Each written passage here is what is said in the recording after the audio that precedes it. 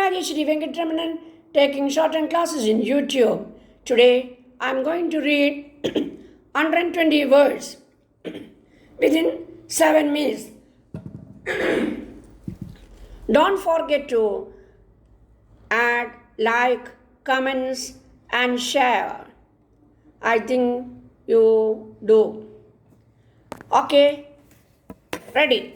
Mr. Chancellor, graduates and guests, I am grateful to the Andhra University for their generous gesture in inviting me to deliver the convocation address. I had great hesitation in accepting the invitation, particularly because I knew that many distinguished scholars and eminent leaders of our country have addressed convocations of this university in the past. I am profoundly conscious of the honor done to me, and I am responding to the invitation in all humanity because I consider it to be a token of affection towards me of our esteemed Chancellor and a symbol of goodwill between the university and the government. The Andhra University occupies a place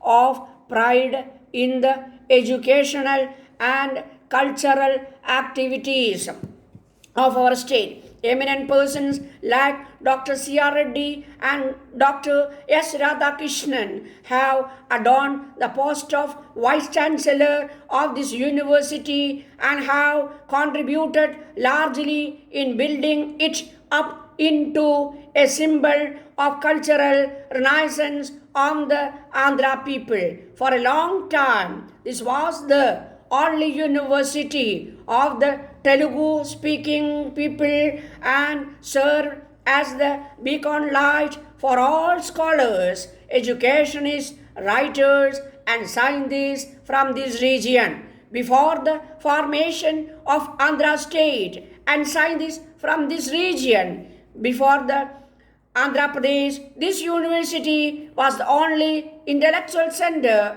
for over 20 million Telugu speaking people residing in the erstwhile Madras state. Now, with the formation of Andhra Pradesh, we have 3 universities in our state, each having rich associations and traditions. All 3 of them are autonomous bodies, but I am happy to observe that they are functioning like a team and looking after the needs of higher education and research of the whole state in a cooperative and collective manner. While political and economic institutions are necessary for good administration, orderly conduct of society, and economic and financial development, it is the universities to whom we look for intellectual progress, individual satisfaction, and spiritual happiness. The universities are centers of learning and storehouses of knowledge accumulated through centuries by the creative efforts of men living in different climes and various ages. The vast treasure of knowledge available to us today has been built up brick by brick by our forefathers who, at the loss of all material comforts to them, engaged themselves in the pursuit of inquiry, knowledge, and thinking. All movements for the intellectual and spiritual well-being of mankind have their roots in institution of learning.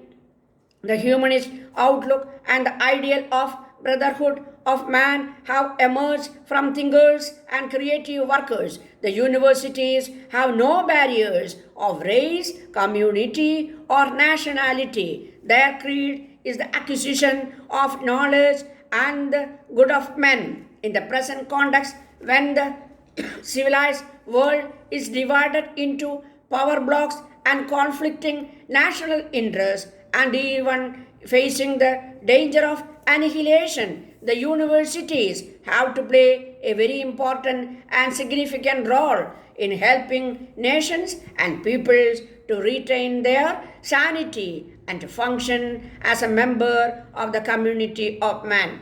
With the tremendous strides made by science and technology in recent times, the sphere of work of the universities has greatly enlarged. Particularly, we in India, who were rather late in joining the scientific age, have to make up much leeway. We have not only to gather and absorb all the accumulated knowledge in the field of science and technology and to derive material benefits from it for our people. But as a self respecting nation, we have also to make our own contribution to my mind should receive the highest priority in universities. Ample opportunities and suitable facilities should be provided in the universities to enable scientists to make their contributions to research. So, this is, though our achievements have not been small, yet they are not adequately judged by world standards. Some hard thinking is necessary, and many of the old ideas may have to change. Research today does not depend upon a change, discovery, or the brainware of a genius, though such chances cannot be ruled out. Predominantly, it is the result of hard and organized work. I know our scientists are aware of this, but how many of them make laboratories their homes, which a scientist should do? It is true, we may be lacking the facilities, but too much dependence on expensive and foreign equipment is also not desirable. Many of our great scientists have made ample to progress with indigenous equipment and instruments made in their own laboratories.